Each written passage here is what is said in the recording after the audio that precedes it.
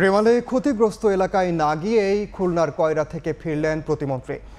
Helicopter থেকে college মাঠে নেমে নামমাত্র ত্রাণ বিতরণ করে উড়ে গেলেন তিনি। রেমালের তাণ্ডবে ক্ষতিগ্রস্ত উপকূলবাসী টিকে থাকার প্রাণপণ লড়াই করছেন। সকালে খুলনার কয়রায় যান দুর্যোগ ব্যবস্থাপনা ও ত্রাণ প্রতিমন্ত্রী মোহাম্মদ মহিবুর রহমান। বেলা 11:30টার দিকে কপোতাক্ষ কলেজ মাঠে হেলিকপ্টার থেকে নেমে ক্ষতিগ্রস্ত 500 মানুষের মাঝে ত্রাণ বিতরণ করেন।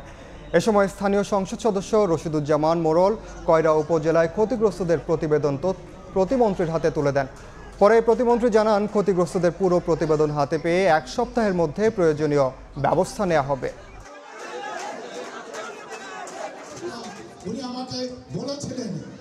এলাকার ঝড়ে অনেক ক্ষতিগ্রস্ত হয়েছে, বাঁধের ক্ষতিগ্রস্ত হয়েছে, অনেক ঘের তলিয়ে গিয়েছে, ঘর বাড়ি নষ্ট হয়েছে, বিশুদ্ধ পানির সমস্যা। এই সপ্তাহের মধ্যে আমরা ক্ষতির সমস্ত রিপোর্ট মাননীয় প্রধানমন্ত্রীর সাথে রিপোর্ট পেশ করব এবং আগামী সপ্তাহ থেকে আমাদের কার্যক্রম শুরু হবে। ইনশাল্লাহ আমরা মাননীয় প্রধানমন্ত্রীর পক্ষ থেকে আশ্বাস দিচ্ছি, আমরা পর্যায়ক্রমে যত দ্রুততর সম্ভব এই সমস্যাগুলি আমরা সমাধান করব ইনশাল্লাহ।